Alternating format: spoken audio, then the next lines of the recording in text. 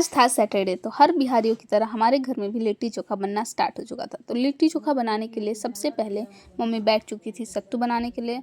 सत्तू में जाता है प्याज, धनिया, मिर्च और अजवाइन और मगरेल और अजवाइन को अच्छे से हाथों में मिलाकर मिक्स करके डाला जाता है ताकि उसका स्वाद और बढ़ जाए। फिर उसके बाद मम्मी डालती हैं नमक, कड़वा तेल जिसे सरसों तेल भी कहते हैं। फिर उसे अच्छे से हाथों से मम्मी मिक्स करती हैं जिसका स्वाद और भी बढ़ जाता है। एंड फिर उसे हाथ पर लेकर टेस्ट करना very important in this step.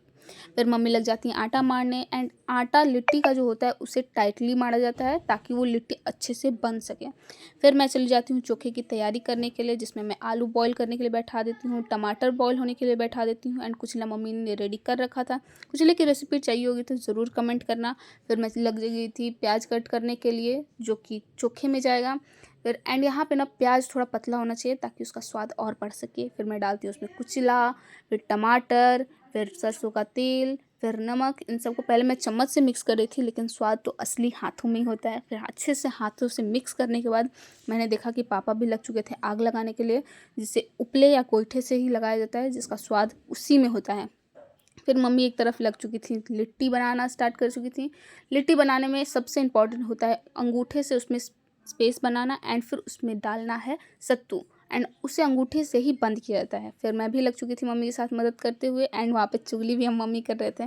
फिर मैं जब गई पापा के पास तो देखा कि पापा ने भी अच्छे तरीके से आग लगा दिया था, उसे बाहर निकाला ताकि वो घर में धुआं धुआं ना हो सके। फिर जब बाहर आग सुलग गया फिर वापस अंदर ला करके हम सभी लग चुके थे यहाँ पर तेज़ी से अपने मिशन को पूरा करने में, बिकॉज़ यहाँ पे ना जल्दी जल्दी लिट्टियों को पलटना होता है ताकि वो जले ना। एंड यहाँ पे सबसे इम्पॉर्टेंट ये होता है कि इन सब को एक नज़र से देखते हुए उन सबको तैयार करना। एंड फिर मैं किचन में आ गई थी, बॉइल्ड आलू को उसमें स्मैश किया, उसे चोखा तैयार किया। एंड फिर इस तरफ दीदी को लिट्टी दिखाकर ललचाया जा रहा था बिकॉज़ वो बाहर रहती है। फिर लिट्टी को बाहर निकाला गया, फिर गोईठे को हर तरफ से फैलाया गया एंड फिर वापस उसमें लिट्टी डाला गया ताकि सब अच्छे से उसमें पक जाएँ। एंड लिट्टी जब पक रही होती है ना वो सबसे मेन होता है। एंड सच कहूँ तो वॉइस ओवर करते वक्त भी मेरे मुंह में पानी आ रहा है।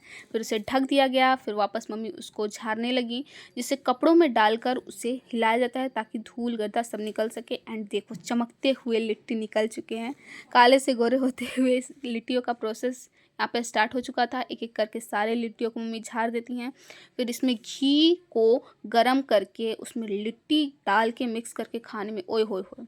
सो यहाँ पर मैं मम्मी के हाथों से लिट्टी मैंने अपने प्लेट में डलवाई एंड बहुत ही टेस्टी था। सच कहूँ तो अभी भी मेरे मुंह में पानी आ रहा है। एंड चैनल को सब्सक्राइब करो, like share and subscribe, keep supporting.